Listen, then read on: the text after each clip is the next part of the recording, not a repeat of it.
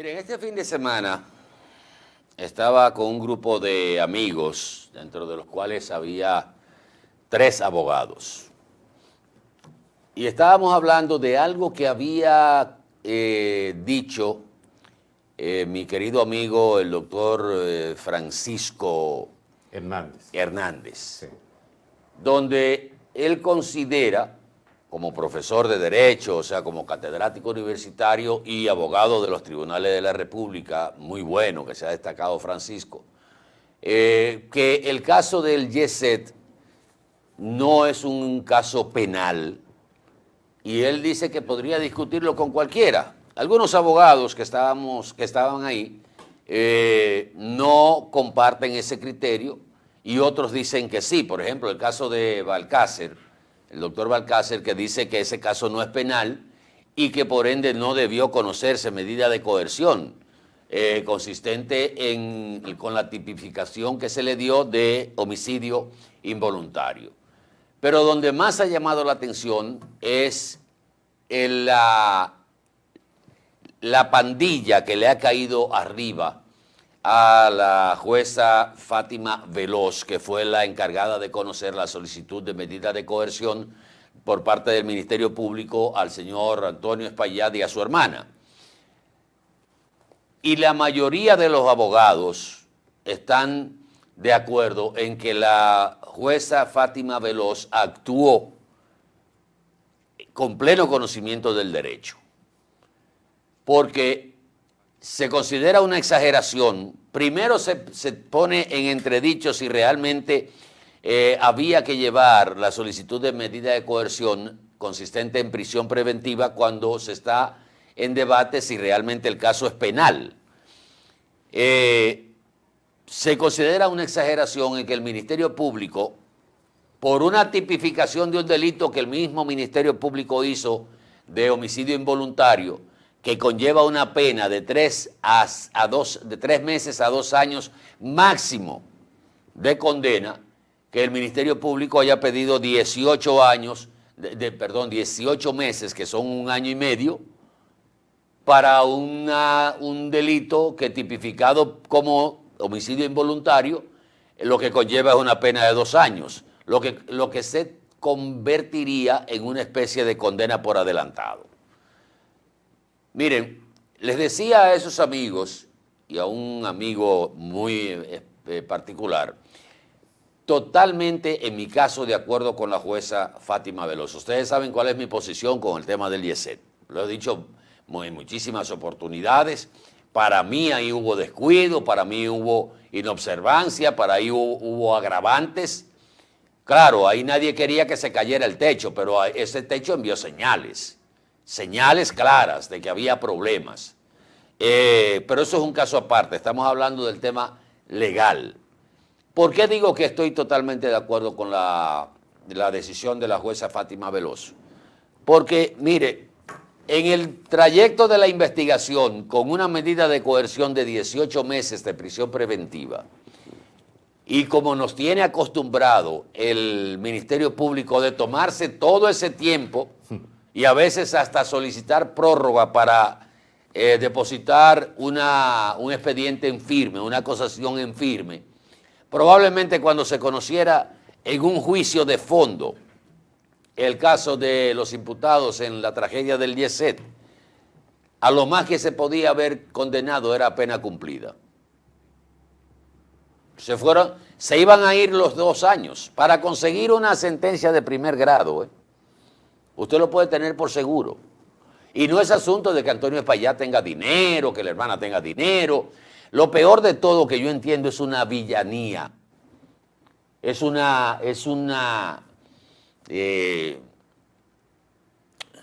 No quiero utilizar términos que sean demasiado ofensivos, pero hay que ser muy villano para usted agarrar a la jueza y querer desacreditarla en base a una relación que puede tener su papá con un grupo empresarial, el grupo Punta Cana, que está ligado en una sociedad con Antonio Espaillat. Miren, no creo que ese papel deba ser juzgado por el Ministerio Público, ni por abogados que independientemente de que usted represente a víctimas, sabe cuál es el procedimiento.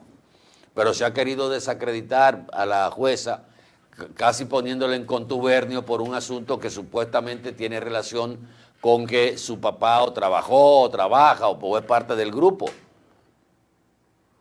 Debieron entonces recusarla ahí en el juicio para que se conociera esa recusación y se determinara si ella tenía calidad o no para conocer la solicitud de medida de coerción. Pero otra cosa, Benito y amables amigos, lo que se decide en esa audiencia de conocimiento de medida de coerción no es si es culpable o no. Eso no implica que se declaró inocente, que se va a escapar de una sentencia. Eso no implica nada de eso. Lo que se determina es si tiene posibilidad, primero si tiene arraigo y si tiene posibilidad de sustraerse del proceso. Eso es todo lo que se sabe, lo que se conoce ahí. Lo que pasa es que aquí se han convertido esa solicitud de medida de coerción en una especie de juicio de fondo, porque ahí lo que se debe conocer es si hay algún peligro de fuga o de contaminación del proceso o de entorpecimiento de las investigaciones. Eso es lo que debe conocerse ahí. Y la excepción de las medidas de coerción que establece el código es la prisión. Lo normal es que usted se defienda en libertad. Cuando le canten la sentencia, usted va para la cárcel si te resulta culpable. Pero se ha querido tergiversar, y yo lo dije, ¿tú recuerdas? Yo lo dije la semana pasada. Sí, sí. Que cuando un juez cante, en base a lo que tenemos como código penal ahora, cante 2 años, si acaso la pena máxima, que es a lo más que se puede aspirar, van a querer freír en alquitrán al juez. Y yo dije, no es el juez que va a tener la culpa. La culpa la tiene el Congreso de la República. El Congreso es el que tiene la culpa. Que no ha actualizado el Código Penal durante 25 años. Con 25 años dando vuelta ahí en el Congreso. Esos son los culpables, no es el juez, porque el juez tiene que ceñirse a lo que dice la ley y a lo que dice el Código vigente. Pero van a acabar con el juez. Le van a decir que le dieron dinero, sí, que son en llave de Antonio, que son manejados por el grupo del Este. Y la ley también, porque no hay forma. Entonces, aquí hemos convertido los casos de justicia en casos mediáticos y muchos de los jueces han fallado por esa presión mediática. La decisión de un juez se ataca en una instancia superior, se ataca en los tribunales, no se ataca en los medios de comunicación. Los medios de comunicación pueden decir lo que quieran. Eso no va a cambiar la decisión ni la tipificación de un delito. Pero aquí los juicios se hacen primero en los medios de comunicación y luego desacreditando el proceso y luego se hacen en las salas de audiencia. Así es. Bueno, mire, Atahualpa, en el día de hoy arrancó, RD se mueve en el Gran Santo Domingo. Esto hay que especificarlo porque mucha gente está preocupada pensando que también arranca en todo el país. No, en esto se está haciendo esta prueba, primero en RD se mueve, que es, para poner en contexto, que es que en parte del Estado, de las oficinas del Estado, van a entrar un grupo a las 7 de la mañana y otro a las 7:30. Pero mientras tanto se está haciendo un trabajo de educación para que la gente entienda qué es lo que se... No, pero ahí hay una distorsión, sí, de lo que tú estás planteando. Primero, porque ese horario va a comenzar a partir del primero. Entonces, lo que hoy ha comenzado es la parte que corresponde al tráfico, que es lo que corresponde a la DGCET, donde están los giros a la izquierda prohibidos, donde hay una serie de medidas que se van a dar, a socializar con la gente. En eso pero no estaba diciendo una educación, están orientando a la población sobre lo que va a suceder después del día 1. Eso es lo que se está haciendo. Este tema, yo lo voy a unir con algo que está sucediendo aquí en la Calle del Sol. No sé si usted ha tenido la oportunidad de ver en la Francia en una gran cantidad de DGCET que están depuestos ahí esperando que las personas mantener el tránsito en orden y los que no cumplen con el orden. Entiendo que lo que están haciendo para mí es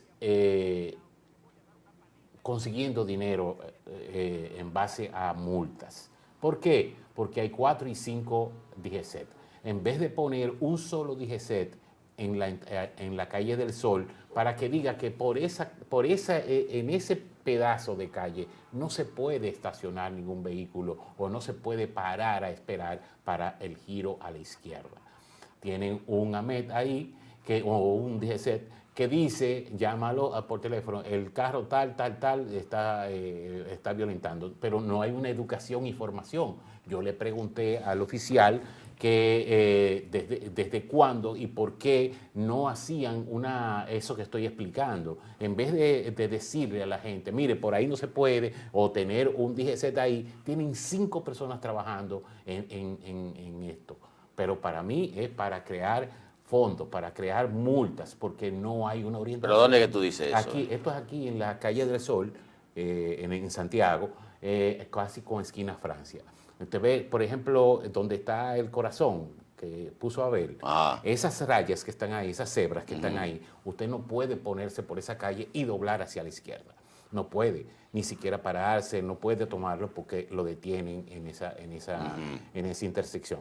Pero eso es una cosa diferente a lo que es pero yo quiero decir mueve. Que sí. Porque ¿qué es lo que supuestamente comenzó hoy? Es una campaña de orientación a la ciudadanía. No se va a fiscalizar ahora porque lo que se está tratando justamente es de orientar al ciudadano dónde no debe aparcarse. Así es. Inclusive no se va a fiscalizar durante un par de días, sino que se le va a decir al ciudadano, mire, ahí usted no puede aparcarse. Ok, dentro de 2 o 3 días, entonces el que se aparque ahí, pues va a tener su multa. Exactamente. Pero lo que aquí se arman son tapones del gordo del monumento. En esa zona de ahí, de la Francia con Sol, de la Francia con Estrella Sadalá, con 16 de agosto. Por la misma razón que lo que le estoy diciendo. Bueno, pero no. A veces no es por esa razón, a veces es la ineptitud, porque yo quiero creer cómo es que seleccionan a los agentes de la DGCET. Deben ser los más brutos de la policía, que los sacan de ahí de la policía y lo llevan para la DGCET. Miren, todo intento que se haga para regular el tráfico vehicular en la República Dominicana es válido. La semana pasada nosotros dijimos nuestra opinión clara en ese sentido. Entendemos que media hora no es un tiempo suficiente para generar un descongestionamiento del tránsito o el tráfico vehicular en la República Dominicana. No es verdad. La diferencia mínimo debió ser de 1 hora, mínimo de 1 hora. El horario con 1 hora de diferencia tampoco creo que va a tener un impacto para bajar considerablemente los tapones que se hagan, porque es que 1 hora, señores, de diferencia en cuanto a salida, se van a juntar prácticamente los dos en el camino. Pero ojalá que funcione, digo, todos los esfuerzos valen. Lo lógico es que, creo que tú hablabas la semana pasada de que ojalá se hubiese implementado en el momento en que estuviera vigente la docencia en la República Dominicana. Para hacer una prueba real. No, yo creo que lo lógico es que comiencen ahora que hay menos gente y vayan corrigiendo. Para cuando llegue el taponazo, el aumento del tráfico en la época escolar, entonces ya tengan determinada experiencia y ya hayan socializado lo suficiente para que esto pueda funcionar. Reitero, creo que ojalá que el tiempo me desmienta, porque ¿qué es lo que uno quiere? Que las cosas funcionen bien. Tampoco uno puede cerrarse a banda. No, que eso no va a funcionar. No. Ojalá que el tiempo me desmienta y ellos tengan razón de que con media hora de diferencia se va a bajar la densidad del tráfico y que va a haber menos tapones. Yo insisto y digo que no. Así de sencillo. Porque no hay lógica en esa parte. En cuanto al tema del aumento de 700 nuevos agentes de la DGC que estarán haciendo cumplir estas disposiciones, deben ir a las principales ciudades del país, sobre todo el Gran Santo Domingo, el Distrito Nacional y Santiago para empezar, que son los problemas más graves que tiene el país por la densidad poblacional y por la población flotante. Santiago tiene una población flotante que sobrepasa el 1.000.000 de personas en el día, y eso contribuye al congestionamiento. De todas maneras, entiendo que cualquier esfuerzo que se haga en ese sentido, uno debe valorarlo y no cerrarse a banda. Exactamente. Pero vamos a publicidad. Quería destacar, Atahualpa, el hecho de que la orientación es lo importante. Primero la orientación. Y después la dolencia de bolsillo. De bolsillo. Así Al bolsillo es que hay que darle. Cuando se le dé por el bolsillo, la gente entiende de una vez. Y también que el Estado haga una publicación de un video explicándole a la gente que eso es lo que se está haciendo, para que después no